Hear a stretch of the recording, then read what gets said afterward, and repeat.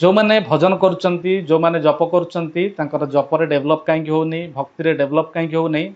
ता भर आप देखिए दैनंदिन जीवन में दुईटी आप भूल काम करते जो कि ये भक्ति वर्धित होना। प्रथम कथा हूँ आम तो चारोटी नीति नियम को कड़ाकड़ी भाव में पालन करवा उचित आमिष आहार निशा द्रव्य सेवन एवं जुआ खेल और परस्त्री संग ये चार्टे जिनस को वर्जन करवा दरकार। सेकेंड हूँ आम नाम जप ठीक से करूँ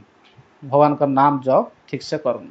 आउ गोटे कथा हूँ जे आम भक्तों निकट में कि भगवान निकट में अपराध कर जो कि आमर भजन ने स्पृहा आसुनी